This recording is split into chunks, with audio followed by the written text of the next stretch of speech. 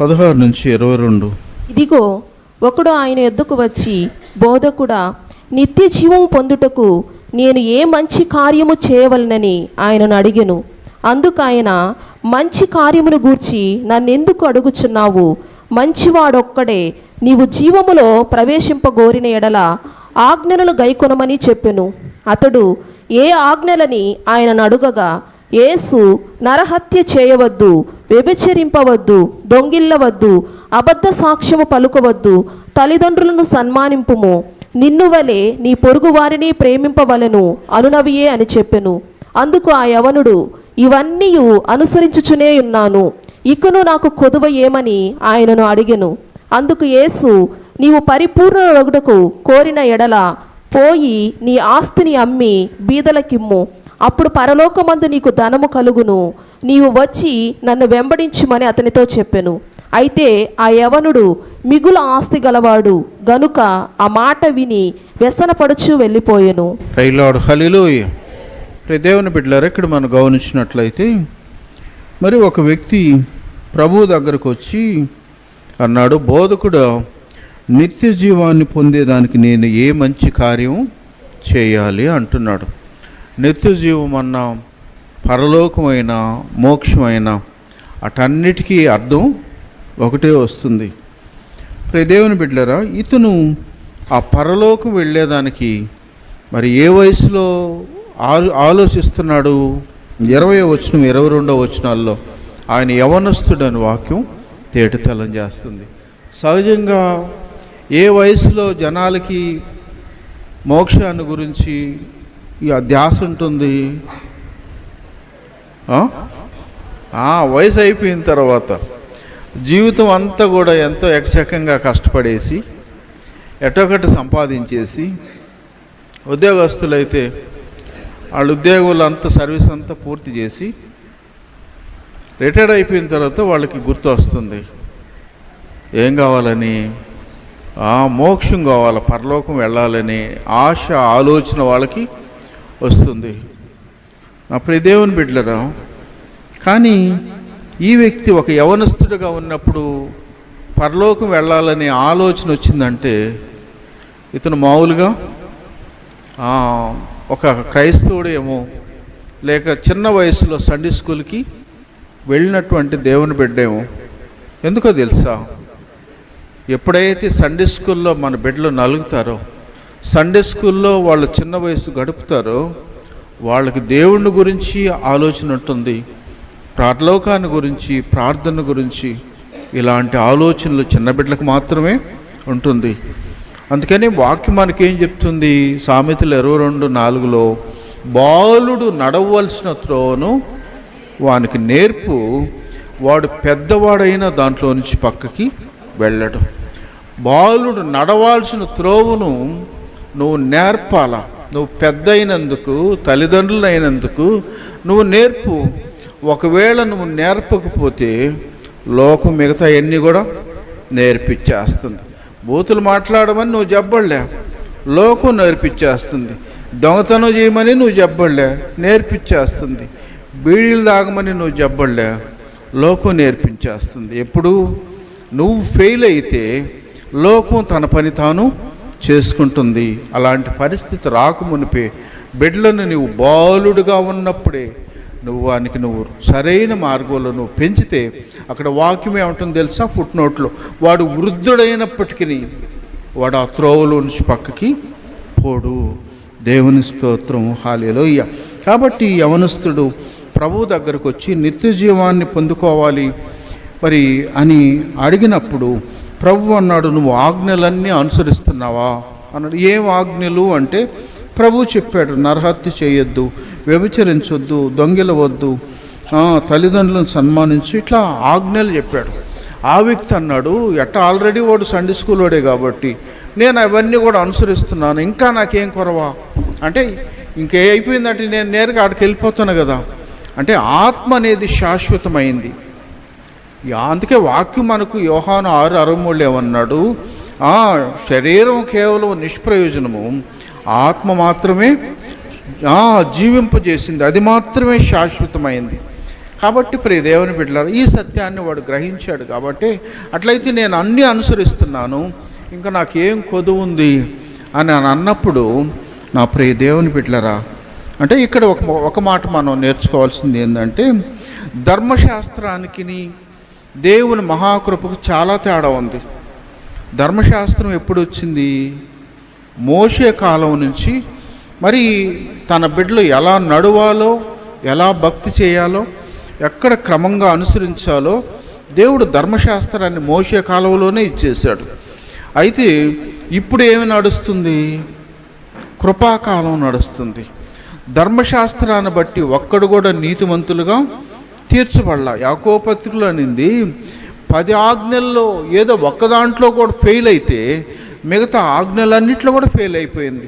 కాబట్టి ధర్మశాస్త్రాన్ని బట్టి అంత గొప్ప గొప్ప భక్తి చేసినటువంటి మన పూర్వీకులు కూడా వాళ్ళు పరిపూర్ణ స్థితిలోనికి వాళ్ళు రాలేకపోయారు.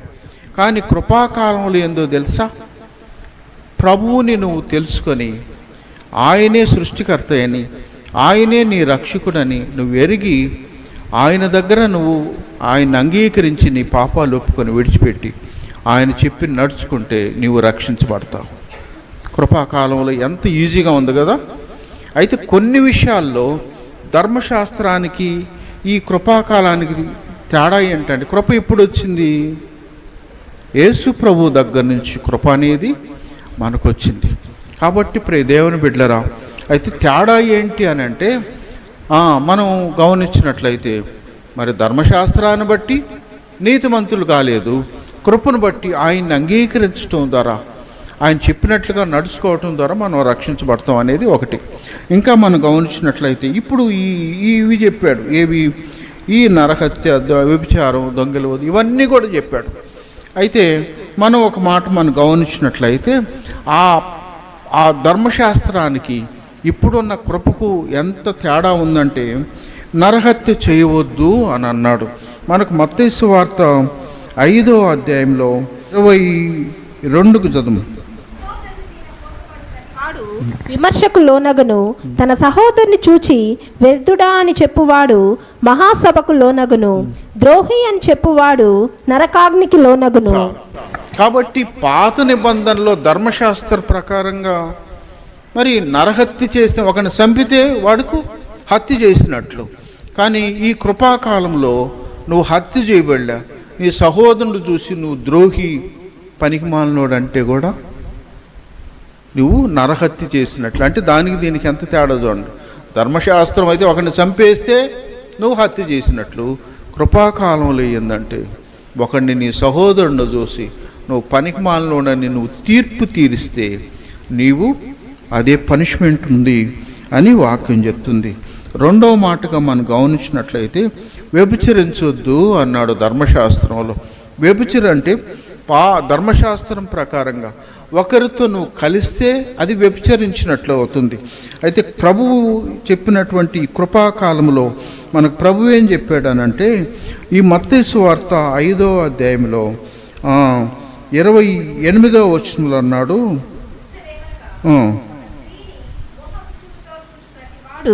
అప్పుడే తన హృదయమందు ఆమెతో వ్యభిచారము చేసిన వాడగను. కాబట్టి ధర్మశాస్త్రం ప్రకారంగా ఒకరితో కలిస్తే నువ్వు వ్యభిచారి అవుతావు. ఈ కృపాకాలంలో నువ్వు ఆ మనస్సుతో చూస్తే, కేవలం చూస్తేనే నువ్వు లెక్కలోకి రావు.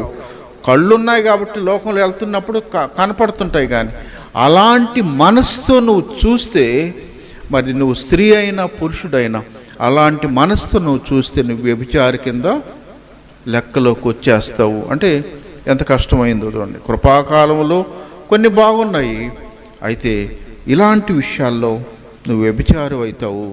కాబట్టి అలాంటి మనసుతో నువ్వు చూడకూడదు అని ఖండితంగా దేవుని వాక్యము చెప్తుంది. మూడవ మాట మనం గమనిస్తే దొంగిలవద్దు అన్నాడు. దొంగతనం చేయకూడదు అని ధర్మశాస్త్రంలో మనకు చెప్పబడింది. అయితే ప్రభువు ఇక్కడ మనకు మలాకి గ్రంథంలో మరి 3వ అధ్యాయంలో 8 నుంచి, మానవుడు దేవుని యొద్ద దొంగిల్లునా, అయితే మీరు నా యొద్ద దొంగిలితిరి.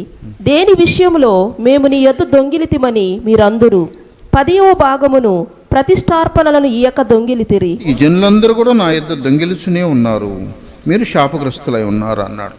కాబట్టి దేవుడు ఇక్కడ అంటున్నాడు, మానవులు అందరూ నా దగ్గర దొంగతనం చేశారు అన్నాడు. లోకంలో మనం ఆ దేవాలయాల్లో కొడుతుంటారు, ఆ ఉండీలు ఎత్తుకొని వెళ్ళేది, ఆ బొమ్మలు ఎత్తుకెళ్ళేది చేస్తుంటారు. కాబట్టి ఇక్కడ దేవుడు అన్నాడు, మీరు నా యొద్ద దొంగతనం చేస్తున్నారు కాబట్టి మీరు అందులో దొంగలు అన్నారు. మేమేమి దొంగతనం చేశాయా అంటే మీరు మనకు 10వ వచనంలో అన్నాడు, నా మందిరములో ఆహారం ఉండునట్లు 10వ భాగము మీరు నా మందిరపు నిధిలోనికి తీసుకుని రండి. మీరు మందిరములో నిధి ఉండాలా, ధనం ఉండాలా. ఈ ధనం ఉంటే దేనికి? మందిరానికి అక్కర్లు ఉంటాయి. కరెంటు బిల్లు కావచ్చు, మనకు మీటింగ్ కావచ్చు, సువార్తల ఖర్చులు కావచ్చు, ఏదైనా కావచ్చు. వీటన్నిటికీ దీనికి ఒక నిధి ఉండాలా. ఇది మీరు నాకు ఇవ్వాలా, కానీ మీరు దీన్ని ఇవ్వట్లేదు కాబట్టి అందుకే మీరు దొంగలు అన్నారు. ఒకవేళ ఇస్తే, అందుకే అక్కడ వాక్యం ఏమంటుంది తెలుసు, దీని చేసి మీరు నేను చెప్పింది చేసి, దీని చేసి మీరు నన్ను శోధించిన ఎడల నేను ఆకాశపు వాకిండ్లను విప్పి పట్టజాలనంత విస్తారంగా దీవెనలు కుమ్మరించుదనని చెప్తున్నాడు. దేవుని స్తోత్రం, హల్లెలూయా.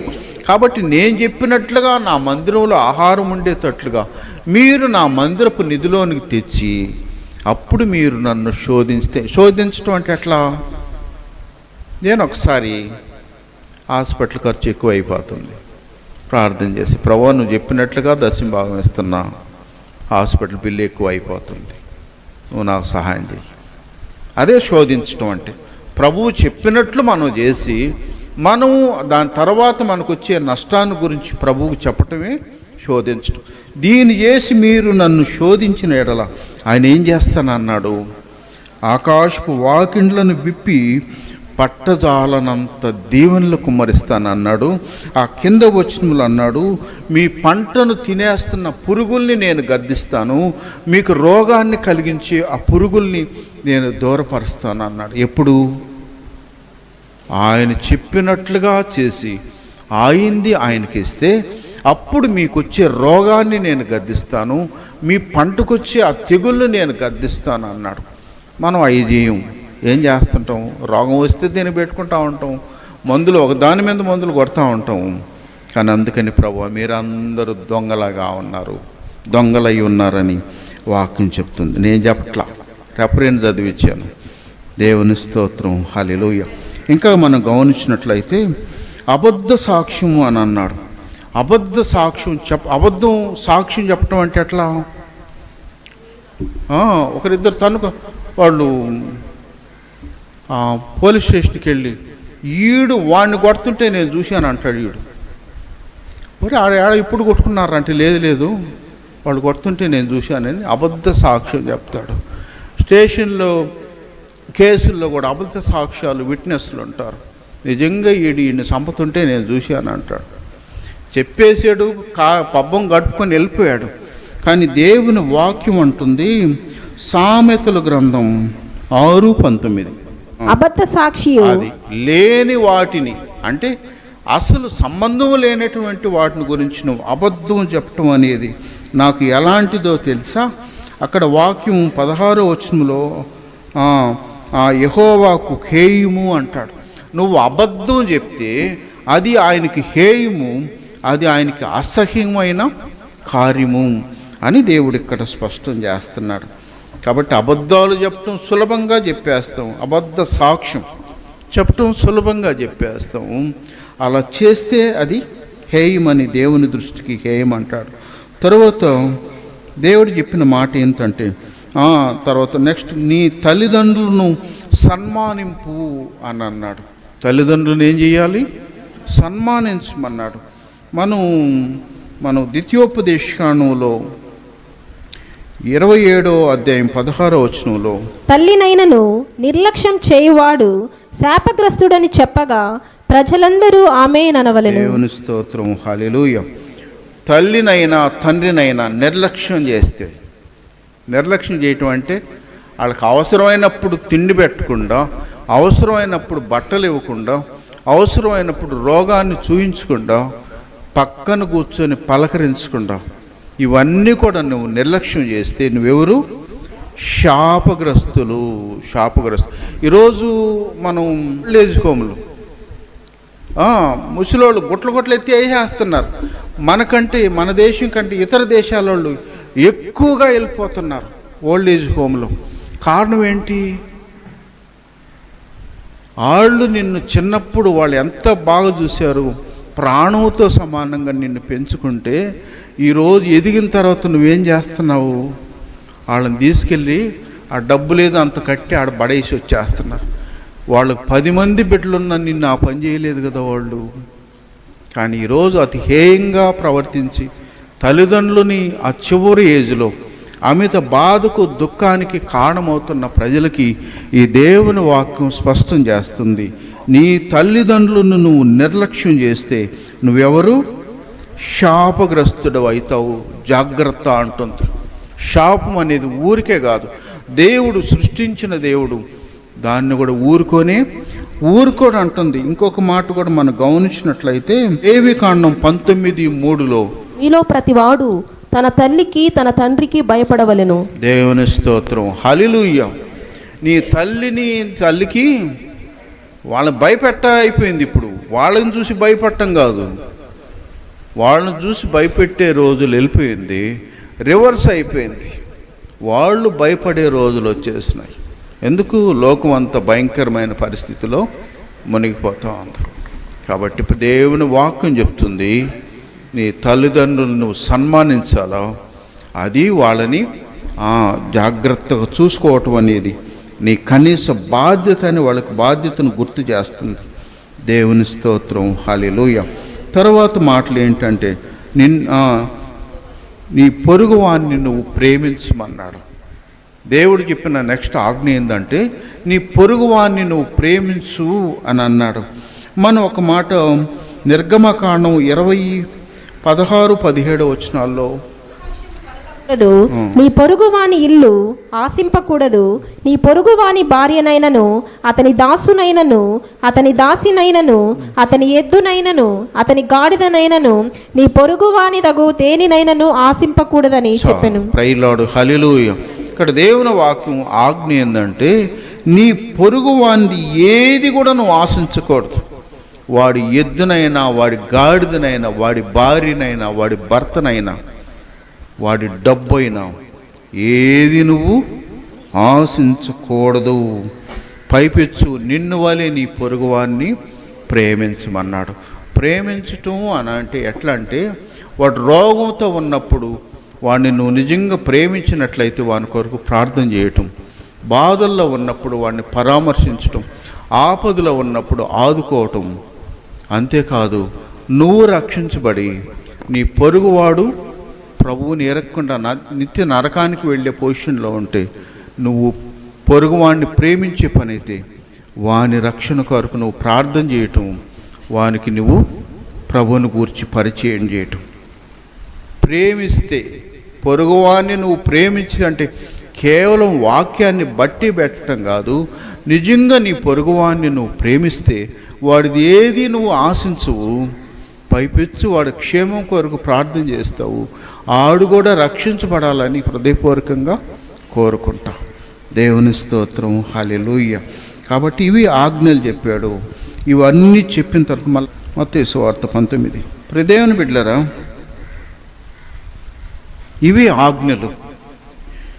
ఇది కొత్త నిబంధన ప్రకారంగా ఇలాంటి ఆజ్ఞలతో మరి మనకు వాక్యం తేటతెల్లం చేస్తుంది.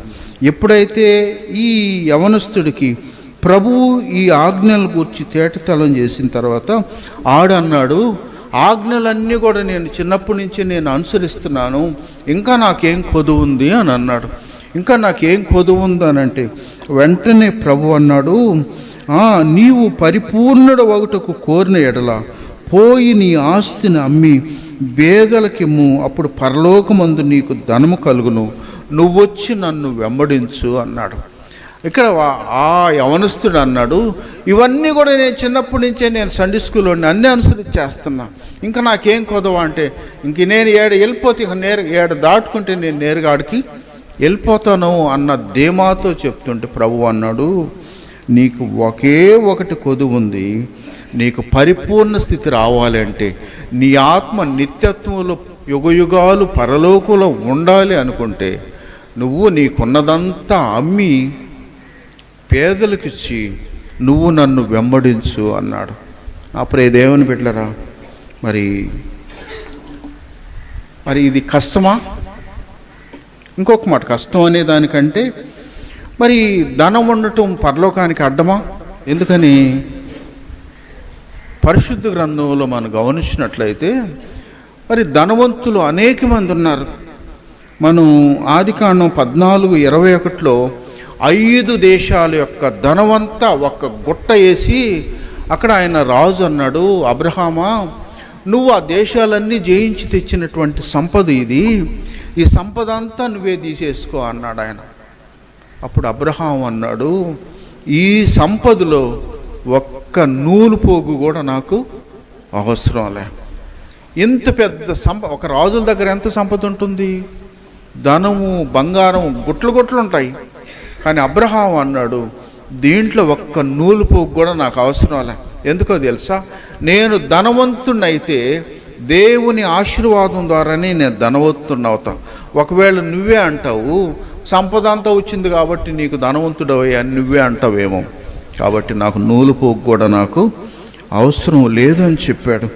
యోబు గ్రంథం 1వ అధ్యాయం 3 నుంచి తర్వాత గమనించినట్లయితే, యోబు ఆయన ఆ ఉత్తర ప్రాంతంలో ఉన్న అందరికంటే ధనవంతుడు. ఆ ధనవంతుడికి ఒకే రోజు తను కలిగి ఉన్న సంపద అంతా ఆవిరైపోయింది. ఆవిరైపోయిన తర్వాత ఆయన ఒకే మాట అన్నాడు. 21వ వచనంలో ఏమన్నాడు? నేను గర్భములో నుంచి నేను దిగంబరిగా వచ్చాను, తిరిగి నేను దిగంబరిగానే పోతాను. కాబట్టి దేవుడు ఇచ్చాడు, ఆయన తీసుకున్నాడు, ఆయన నామానికి మహిమ కలుగును గాక అన్నాడు. దేవుని స్తోత్రం, హల్లెలూయా. కాబట్టి ప్రియ దేవుని బిడ్డలారా, ఎలా పోల్చుకుంటా పోతే అనేక మంది దైవజనులు, గొప్ప గొప్ప రాజులు, ప్రభువుని ఎరిగినటువంటి రాజులు కూడా ధనాన్ని ఒక తృణప్రాయంగా ఎంచారు. ధనం మీద వాళ్ళకి వ్యామోహం లేనే లేదు. వాళ్ళందరూ ధనవంతులే, వాళ్ళకి పరలోకం వెళ్ళేదానికి ఆటంకం లేదు. ప్రభు వాళ్ళతో ఏం చెప్పలే, కేవలం ఇతనికి మాత్రమే చెప్పాడు. ఏమని? నీ ధనాన్ని అమ్మి నువ్వు నన్ను వెంబడించు అంటే వీడికి ఏముంది? ధనం మీద వ్యామోహం ఉంది. దేనికంటే? మిగతా వాటి అన్నిటికంటే ధనం మీద వ్యామోహం ఉంది. నీ వ్యామోహంతో నువ్వు పరలోకం పోయేదానికి నీకు అర్హత కోల్పోతున్నావని దేవుడు తేట తెల్లం చేశాడు. నా ప్రియ దేవుని బిడ్డలారా, అంటే ఈ లోకంలో మనం బ్రతకాలంటే నీకు డబ్బు ఎంత ఉంటే అంత సమృద్ధిగా, అంత నువ్వు కొదువు లేకుండా బ్రతుకుతావు. కాబట్టి నీ ధనవంతా పడేసుకోమని ఎవరికి చెప్పట్లేదు. ఏ ధనవంతులకు కూడా నీ ధనవంతా పడేయండి, ఖర్చు పెట్టండి అని చెప్పట్లేదు. దేవుడు చెప్పేది ఏంటంటే, నీవు దాని మీద వ్యామోహం పెట్టుకోవద్దు, దాని మీద ఆశ పెట్టుకోవద్దు. చాలామందికి ధనాన్ని చూసి అది ఒక బాస్ లాగా నమస్కరిస్తూ ఉంటారు. మీరు అంగడికి పొద్దున్నే కానీ పోయారంటే ఆడు ఆ డబ్బులు వేసి దానికి డబ్బా కొడతాడు, తక్కిటి కొడతాడు, వాడికి వీలయ్యే పనితో మనకు కూడా ఒక తట్టు తడతాడు. ఎందుకు? వాళ్ళకి ఆశ అది. ఆ తట్టు తట్టుకుంటే బాగా వస్తుందేమో అని చెప్పి వాళ్ళ ఆశ. కానీ నా ప్రియ దేవుని బిడ్డలారా, దేవుడు చెప్తున్నాడు, వాళ్ళు డబ్బు మీద వ్యామోహం ఉంటే వాక్యం ఏం చెప్తుంది తెలుసా? ధనాశ సమస్తమైన కీడులకు మూలం అన్నాడు. ధనాశ సమస్తమైన కీడులకి ఎట్లా మూలమైంది అని ఒక మాట మనం గమనిస్తే, సామెతలు 23:4 నీవు దాని మీద దృష్టి నిలిపి తోడని అది లేకపోవును, నిశ్చయముగా అది రెక్కలు ధరించి ఎగిరిపోవును, పక్షిరాజు ఆకాశమునకు ఎగిరిపోవునట్లు అది ఎగిరిపోవును. దేవుని బిడ్డలారా, ధనాశ సమస్తమైన కీడులకు మూలము. ఎందుకు కీడులకు మూలము అని అంటే, నువ్వు ఎప్పుడైతే ధనం మీద వ్యామోహం రాంగాల్ని, దాని మీద ఆశ నీకు కలంగాల్ని, ఏం చెప్తుంది తెలుసా? ఐశ్వర్యం పొంద ప్రయాసపడకము, నీకు అట్టి అభిప్రాయం కలిగిన దాన్ని విడిచిపెట్టుము. నీవు దాని మీద దృష్టి నిలిపిన తోడనే అది ఏం చేస్తుంది తెలుసా? అది రెక్కలు వచ్చేస్తాయి. ఆ ధనాశ అనేది రెక్కలు కట్టుకొని పైకి ఎగురుతూ ఉంటే నువ్వు కూడా ఆశతో నువ్వు ఇంకా పైకి ఎగురుతానే ఉంటావు.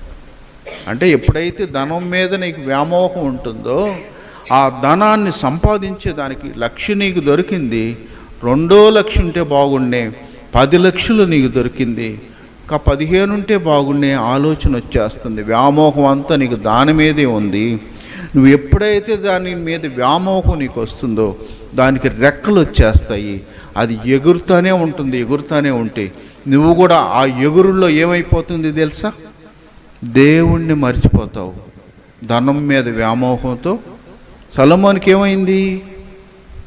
కావలసినంత సమృద్ధి అయిన ధనము, బంగారం, గొప్ప పేరు అన్నీ ఉన్నాయి. దాని మీద ఆశతో దేవుణ్ణి విడిచిపెట్టేసేసాడు. దేవుని బిడ్డలారా, దేవుణ్ణి విడిచిపెట్టేశాడు. మరి దాని మీద వ్యామోహం ఉంటే కుటుంబాన్ని కూడా పట్టించుకోరు, తిండిని పట్టించుకోరు, నిద్రను పట్టించుకోరు. ఒకదానమ్మిడ అన్నీ వదిలేసి ఒకే ఒక గురి ఉంటుంది, ధనం మీద వ్యామోహం మాత్రమే ఉంటుంది. దాన్ని బట్టి ఏమవుతుంది? సంపాదించి నా ప్రియ దేవుని బిడ్డలారా, ఒక మాట మనం గమనిస్తే ప్రసంగి గ్రంథం 5:10 అపేక్షించువాడు ద్రవ్యము చేత తృప్తి నొందడు, ధన సమృద్ధిని అపేక్షించువాడు దాని చేత తృప్తి నొందడు, ఇదియు వ్యర్థమే. ధనం మీద వ్యామోహం నీకుంటే దాని ద్వారా తృప్తి అనేది చాలు అనే తృప్తి నీకు రానే రాదు. ఇంకా ఉంటే బాగుండు అని అనిపిస్తూ ఉంది.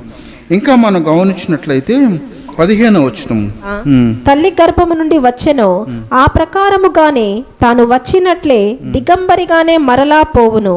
తాను ప్రయాసపడి చేసుకునే దానిలో ఏదైనాను చేత పట్టుకుని పోడు. ఏమని పెట్టారా?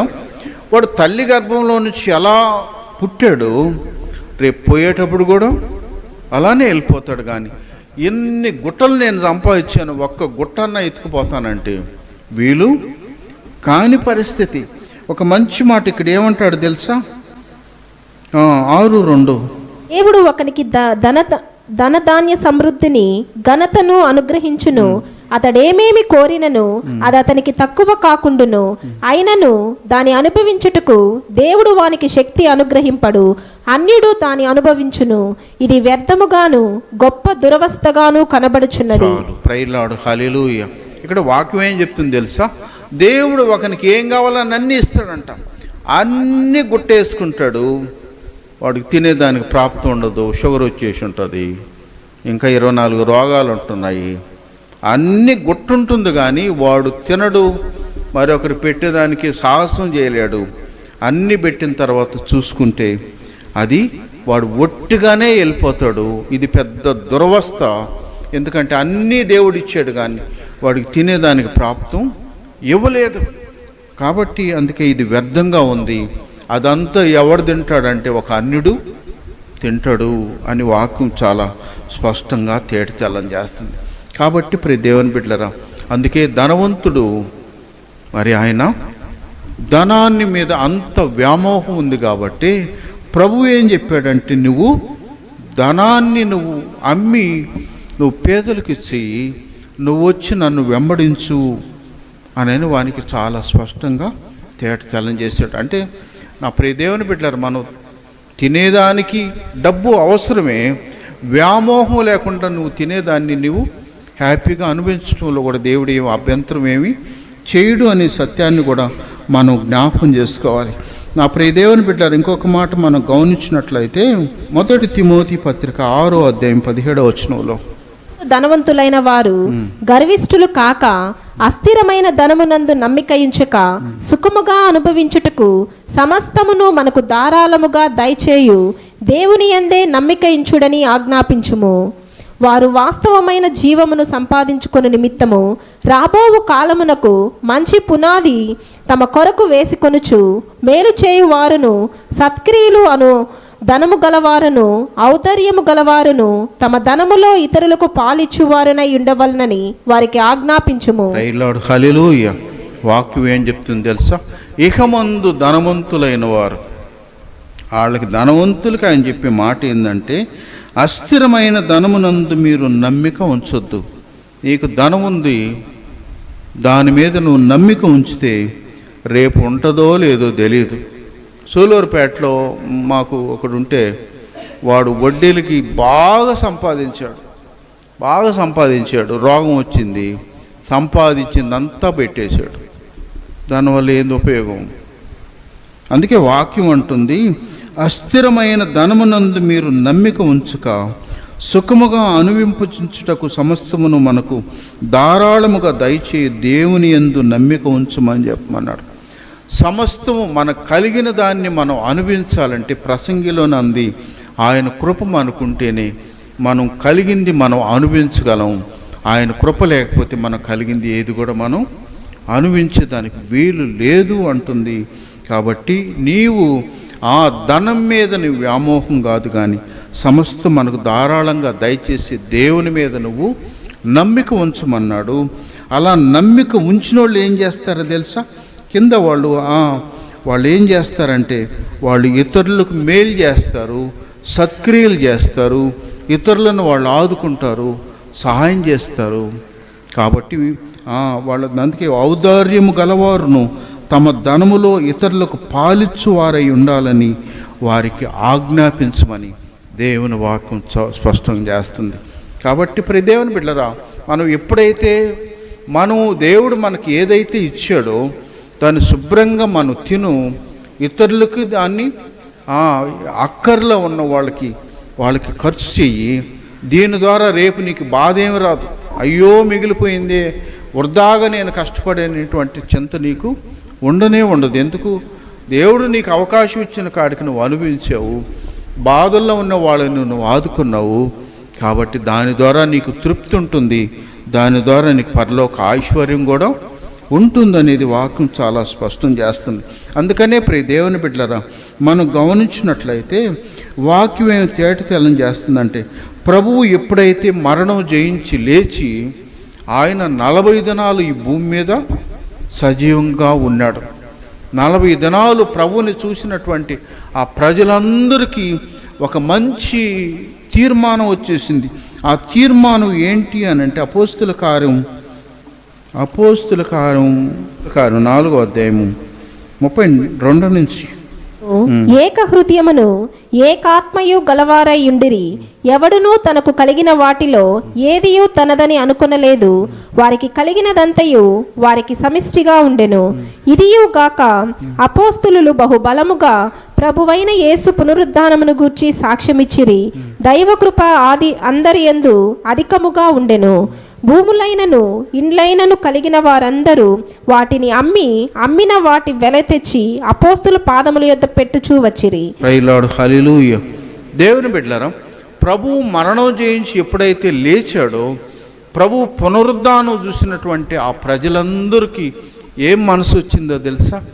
అరే, మనం ఈ లోకంలో ఉన్నంతకాలం ఉంటాము, చనిపోతాము, ప్రభువునందు విశ్వాసం ఉంచాం కాబట్టి మనం కూడా ఆయన లేచినట్లు మనం కూడా లేస్తాము. అట్లాంటప్పుడు నా దగ్గర ఉన్నటువంటి గుట్టంతా ఇప్పుడు నేను అనుభవించేదానికి అవకాశం లేదు, కాబట్టి దీన్ని నేను సద్వినియోగం చేస్తానని వాళ్ళందరూ కూడా భూములున్నా ధనం ఉన్నా అన్నీ ఉన్నటువంటి వాళ్ళు దాన్నంతా అమ్మి ఆ డబ్బు తెచ్చి పరిచర్యకు ఉపయోగించారంట. ఎందుకు? దేవుని పని నడవాలా, పరిచర్య కొరకు ఖర్చు చేస్తే పరలోకమందు ప్రభువు అన్నాడు, మీరు దేవుని రాజ్యము నిమిత్తం చేసే ప్రతీది మీ కొరకు పరలోకంలో ధనం మీరు సమకూర్చుకుంటారు, దాని ద్వారా పరలోకంలో ధనం మీకుంటుంది అన్నాడు. అప్పుడు దేవుని బిడ్డలారా, అంటే గ్లాసు నీళ్ళు ఇస్తేనే మన ఫలం చాలని తృప్తి పడిపోతున్నాం, కానీ ప్రభువు అంటున్నాడు, నువ్వు ఇలా సద్వినియోగం చేస్తే నీకు పరలోకంలో నీకు ధనం ఉంటుంది. పరలోకంలో ధనం ఏం చేసుకుంటాము? ఈ లోకంలో ఉన్నప్పుడు దేవుని ఆశీర్వాదం ఉంటుంది, లోకాన్ని విడిచిపెట్టిన తర్వాత కూడా పరలోకంలో మనం చేసినటువంటి వీటన్నిటికీ వచ్చే ప్రతిఫలం అక్కడ పరలోకంలో మనం అనుభవించేదానికి దేవుడు అవకాశం ఇస్తాడు అని వాక్యం చాలా స్పష్టం చేస్తూ ఉంది. అందుకనే మీరు ఒక మాట గమనించినట్లయితే మరి లోకాసు వార్త 19వ అధ్యాయంలో మనకు జక్కయ్య కనిపిస్తాడు. 19వ అధ్యాయంలో జక్కయ్య కనిపిస్తే జక్కయ్యకి ముందు మనసులో ఇన్ని అద్భుతాలు చేస్తున్నటువంటి ప్రభువుని నేను చూడాలని అనుకున్నాడు. ఎప్పుడైతే ప్రభువు ఆ మార్గం గుండా వేస్తున్నప్పుడు ఆయన ప్రభువుని చూడాలని ఆశతో పరిగెత్తుకుంటూ వెళ్ళాడు. ఆ మార్గం దగ్గరికి వెళ్ళి ప్రభువుని ఆయన చూస్తూ ఉంటే ప్రభు దగ్గరకు వచ్చి అన్నాడు, జక్కయ్య, నేడు నేను నీ ఇంట ఉండవలసి ఉంది. అంటే నువ్వు నన్ను చూడాలనుకున్నావు, నేను కూడా నీతో ఉండాలనుకుంటున్నావు. దేవుని స్తోత్రం, హల్లెలూయా. అంటే ప్రభువుకి నువ్వు నీ ఆశ ఏందో, నీ కోరిక ఏందో, నీ మనసు ఏందో అర్థమైతే అప్పుడు ఆయన ప్రేమ ఏందో నీకు అర్థమయ్యేటట్లు చేస్తాడు. ఆయన నిన్ను ఎంత ప్రేమిస్తున్నాడో, నిన్ను ఎంత ఉన్నతంగా ఉండాలని కోరుకుంటున్నాడో అప్పుడు నీకు అర్థమవుతుంది. నా ప్రియ దేవుని బిడ్డలారా, అందుకని జక్కయ్య హృదయంలో ఇన్ని అద్భుతాలు చేస్తున్న ప్రభువుని చూడాలని మనస్సు ఆయనకు వచ్చిన తర్వాత వెంటనే ఆయన పరిగెత్తుకుని వెళ్ళి ప్రభువుని చూడాలంటే ఆ ప్రభు అన్నాడు, ఆశపడిన హృదయాలని మేలుతో తృప్తిపరిచి దేవుడు, జక్కయ్య, నేను నీ ఇంటికి వస్తాను పద అని చెప్పాడు. దేవుని స్తోత్రం, హల్లెలూయా. అప్పుడు ఆ ఇంటికి వెళ్ళిన తర్వాత అక్కడున్న ప్రజలందరూ అనుకున్నాడు, పాపి అయిన ఈ మనిషిని ఇంటికి ఎందుకు యేసయ్య వెళ్ళాడు? జనాల దృష్టిలో జక్కయ్య పాపిగా ముద్రించబడ్డాడు. కారణం ఏంటి? ధనం మీద వ్యామోహం ఉంది అతనికి ప్రభుత్వం ఒక ఉద్యోగం ఇస్తే, పన్నుని వసూలు చేసే ఉద్యోగం ఇస్తే ఆ ఉద్యోగులను 10 రూపాయలు వసూలు చేయరంటే 20 రూపాయలుగా వసూలు చేసి అన్యాయంగా అక్రమంగా చేసేవాడు. అందుకే ప్రజలందరూ అతన్ని పాపిగా ముద్రించారు. ప్రజలందరూ ఆ మాట అనుకుంటున్నప్పుడు మరి వాళ్ళ మధ్యలో 8వ వచనంలో మనం గమనించినట్లయితే జక్కయ్య వాళ్ళందరి మధ్యలో లేచి నిలవబడి, ప్రభువా, నా ఆస్తిలో సగం నేను పేదలకి ఇచ్చేస్తున్నా. నేను సంపాదించిన దాంట్లో అన్యాయంగా ఎక్కడైనా నేను సంపాదించుంటే వాళ్ళకి ఎన్నంతలు ఇస్తాను? 4 అంతలు. దేవుని స్తోత్రం, హల్లెలూయా. అంటే ధనవంతుడే కావచ్చు జక్కయ్య, సగం ఆస్తిని పంపకాలకు అయిపోయింది, పేదలకు ఇచ్చేసాడు. రిమైనింగు ఆ ఉన్నటువంటి ధనాన్ని ఎవరి దగ్గర అయితే అన్యాయంగా సంపాదించాడో వాళ్ళందరికీ 4 అంతలకి ఇస్తే ఏముంటుంది? ఏమి మిగులుండదు. కానీ ఒక మాట మనకుంది, ఎవరైతే ప్రభువుని ఎరుగుతారో వాళ్ళు దేవునికి ఇచ్చే ఇంపార్టెంటు దేనికి ఇవ్వరు. మనం 73వ కీర్తనలో మనం అక్కడ వాక్యాన్ని గమనించినట్లయితే భక్తుడు అంటాడు, ప్రభువా, నీవు నాకుండగా లోకములో ఇక వేరేది ఏది నాకు అక్కర్లేదన్నాడు. దేవుని స్తోత్రం, హల్లెలూయా. అంటే ఏమన్నాడు?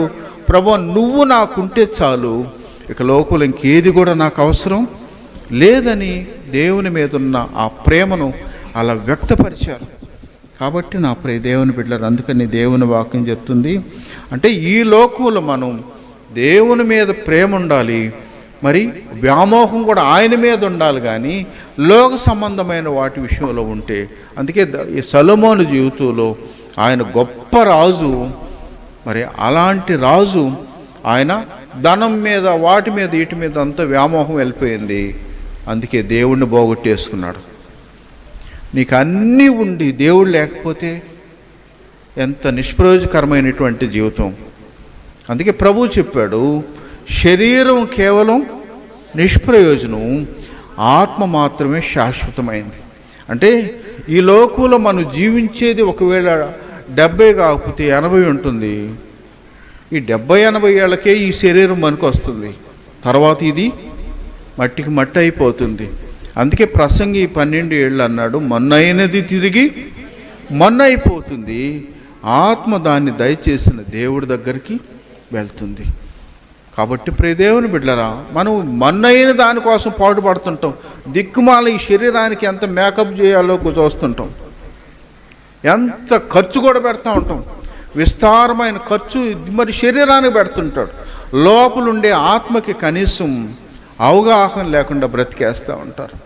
లోపల ఉన్నది శాశ్వతమైనటువంటి ఆత్మని, ఇది దేవుడి నుంచి మనకు వచ్చింది, తిరిగి మరలా దేవుడి దగ్గరికి వెళ్తాని స్పృహ లేకుండా బ్రతికే వాళ్ళు అనేక మంది మనకు కనిపిస్తూ ఉంటారు. కానీ నా ప్రియ దేవుని బిడ్డరా, మనకు దేవుడు ఇలాంటి వెలిగింపునివ్వాలని ఇలాంటి శ్రేష్టమైన గ్రంథాన్ని మనకు ఉంచిపెట్టాడు. కాబట్టి నిజంగా అందుకని వాక్యం అంటుంది, ప్రభువుని ఎరిగిన వాళ్ళు ఎంత ధన్యులో అంటుంది. నా ప్రియ దేవుని బిడ్డలారు, ఎందుకు అనంటే మనకు ప్రభువుని ఎరిగాము. అందుకే ఈ శ్రేష్టమైన గ్రంథంలో పరలోకాన్ని గురించి, ప్రభువుని గురించి రాయబడి ఉంది. నా ప్రియ దేవుని బిడ్డలారు, ఇలాంటి ధన్యత మనకు కేవలం ప్రభువుని ఎరగటం వల్లనే, ఆయన ఇచ్చిన ఈ శ్రేష్టమైన గ్రంథం ద్వారానే మనకు వస్తుందనేది వాక్యం చెప్తుంది. నా ప్రియ దేవుని బిడ్డలారు, ఎప్పుడైతే ఈ లోకంలో మరి ప్రభువు కొరకు జీవించే జీవితాల్లో ఒక మాట మనం ప్రకటన గ్రంథంలో గమనించినట్లయితే, ప్రకటన 21వ అధ్యాయము, ప్రకటన 21:18 నుంచి, పట్టణపు ప్రాకారము సూర్యకాంతములతో కట్టబడెను. పట్టణము స్వచ్ఛమగు స్ఫటికముతో సమానమైన శుద్ధ సువర్ణముగా ఉన్నది. ఆ పట్టణపు ప్రాకారపు పునాదులు అమూల్యమైన నానావిధ రత్నములతో అలంకరింపబడి ఉండును. మొదటి పునాది సూర్యకాంతపు రాయి, రెండవది నీలము, మూడవది యమునా రాయి, నాలుగవది పచ్చ, ఐదవది వైడూర్యము, ఆరవది కెంపు, ఏడవది సువర్ణ రత్నము, ఎనిమిదవది గోమేధికము, తొమ్మిదవది పుష్యరాగము, 10వది సువర్ణల సునీయము, 11వది పద్మరాగము, 12వది సుగంధము. దాని 12 గుమ్మములు 12 ముత్యములు, ఒక్కొక్క గుమ్మము ఒక్కొక్క ముత్యముతో కట్టబడి ఉన్నది. పట్టణపు రాజవీధి శుద్ధ సువర్ణమయమై స్వచ్ఛమైన పటికమును పోలి ఉన్నది. దానిలో ఏ దేవాలయమును నాకు కనబడలేదు. సర్వాధికారి అయిన దేవుడు నగు ప్రభువు గొర్రె పిల్లయు దానికి దేవాలయమై ఉన్నారు. ఆ పట్టణములో ప్రకాశించుటకై సూర్యుడైనను చంద్రుడైనను దానికి అక్కరలేదు. దేవుని మహిమయే దానిలో ప్రకాశించుచున్నది. గొర్రె పిల్లయే దానికి దీపము. దేవుని స్తోత్రం, హల్లెలూయా. ఆ పరలోక పట్టణం ఎలా ఉంటుంది అంటే, ఆ వీధులన్నీ కూడా శుద్ధ సువర్ణమయమై ఉంటుందంట. బంగారపు వీధులు. ఇంతకుముందు మన వీధులన్నీ అట్టుండే, ఈ మట్టి వేసుకొని వాన వచ్చిందంటే భయంకరంగా ఉండేది. తర్వాత ఇప్పుడు ఎలా తయారైపోయినాయి? సిమెంటు రోడ్లు అయిపోయింది, తారు రోడ్లు అయిపోయింది. వాన వచ్చినా కూడా ఇబ్బంది లేకుండా ప్రశాంతంగా ఉంది. దీనికే మనం చాలా హ్యాపీ అయిపోతున్నాం. కానీ పరలోకం ఎలా ఉంటుందంట? మీరు నిదానంగా దాన్ని చదివితే ఆ పరలోకపు వీధులన్నీ కూడా బంగారు మయముగా నిలబడిపోయి ఉంటాయంట. అంతేకాకుండా ఏది ముత్యాలు రత్నాలు విలువైన వాటన్నిటితో ఆ గుమ్మాలు అవన్నీ కూడా కట్టబడి ఉంటుంది. ప్రభువే దానికి వెలుగు. సూర్యుడు లేదు, చంద్రుడు లేదు, ప్రభువు మాత్రమే అక్కడ వెలుగై ఉంటాడు. ఆయన తన ప్రజలతో ఉంటారు. ఎవరైతే ఆయన్ని అంగీకరించి ప్రభువు కోసమే ఈ లోకంలో ఎవరైతే జీవిస్తారో అలాంటి వారు ఆయనతో కలిసి అక్కడ ఉంటారు. యుగయుగాలు ఆయనతో ఉంటారు. కాబట్టి ఆ విలువైనటువంటి పరలోకం కొరకు అందుకే ఈ లోకంలో చాలామంది అది తృణప్రాయంగా ఎంచుకున్నటువంటి వాళ్ళే కనిపిస్తారు. కాబట్టి ప్రియ దేవుని బిడ్డలారా, అందుకు ప్రభువు చెప్పిన మాట, ఇప్పుడు ఈ ధనవంతుణ్ణి మనం గమనించినట్లయితే వాడు చిన్న వయసు నుంచి పరలోకం వెళ్ళాలని కోరుకున్నాడు. ఆజ్ఞలన్నీ కూడా పరలోకం వెళ్ళాలని అనుసరించాడు. కానీ ప్రభువు మాట ప్రకారంగా నీ వ్యామోహం దీని మీద వదిలేసి దేవుని మీద బెటరా బాబు అంటే ఏం చేశాడు? వదిలేసుకున్నాడు. అసలు నాకు పరలోకం వద్దు, ఏమొద్దు పో అని చెప్పాడు. అంటే ఇతను ఎంత దౌర్భాగ్యుడో చూడండి. అంటే చిన్న వయసులో ఉన్నటువంటి ఈ ఆశ, పరలోకం వెళ్ళాలనే ఆ కోరికను కేవలం అతనిలో ఉన్న ఆ ధనం మీద ఉన్న వ్యామోహాన్ని బట్టి దాన్ని పోగొట్టుకొని ఎక్కడున్నాడు ఇప్పుడు? నరకంలో ఉండిపోయాడు. అప్పుడు దేవుని బిడ్డలారా, నరకానికి నువ్వేం ఖర్చు పెట్టబడలే, నువ్వేం కష్టపడబడలే. కేవలం ప్రభువుని ఎరక్కపోతే నీ ఆత్మ నరకంలో ఉంటుంది. అందుకని అంత దౌర్భాగ్యం. మన ఒక మాట 1 కొరింథీ 15:19 ఈ జీవితకాలం మట్టుకి మనము క్రీస్తునందు నిరీక్షించు వారమైన ఎడల మనుషులందరికంటే దౌర్భాగ్యులమైందము. ఈ జీవితంలో నాకు అవసరమైనప్పుడు నాకు రోగం తగ్గించి, బాధలు ఉన్నప్పుడు నన్ను ఆదుకొని, సైతాను గలిబిలి ఏది నా కుటుంబానికి నాకు లేకుండా ప్రశాంతంగా కాలం గడిపితే చాలని భ్రమలో ఎవరైనా ఉంటే వాక్యం అంటుంది, పరలోక ప్రభువుని ఎరిగి కూడా కేవలం లోక సంబంధమైన ఆశతో నువ్వు ఉన్నావంటే వాక్యం ఏమనింది? మనుషులందరికంటే దౌర్భాగ్యులు. ఎందుకు? పరలోకాన్ని ఇచ్చే ప్రభువుని పెట్టుకొని కూడా నువ్వు కేవలం లోక సంబంధంగా ఈ రోగం తగ్గితే చాలు, ఈ బాధలు పోతే చాలు, నేను నా కుటుంబం లక్షణంగా ఉంటే చాలని లోక సంబంధంగా కోరుకుంటున్నావు అంటే నీ అంత దౌర్భాగ్యులు లోకం ఇంకెవరు కూడా లేరని వాక్యం చెప్తుంది. కాబట్టి ప్రియ దేవుని బిడ్డరా, ఎంత శ్రేష్టమైన పరలోకాన్ని పోగొట్టుకున్నాడు అంటే ఆ యవనస్తుడు, అంత దౌర్భాగ్యులు ఇంకా లోకంలో ఇంకా ఎవరు లేరని సత్యం మనకు అర్థమవుతుంది. ఒకసారి మనల్ని మనం పరిశీలించుకొని, మనం ధనం మీద వ్యామోహం ఉందా, ప్రభు మీద వ్యామోహం ఉందా? ఒకసారి మనల్ని మనం పరిశీలించుకుందాం. ఏది శ్రేష్టమైందో మనం విన్నాం.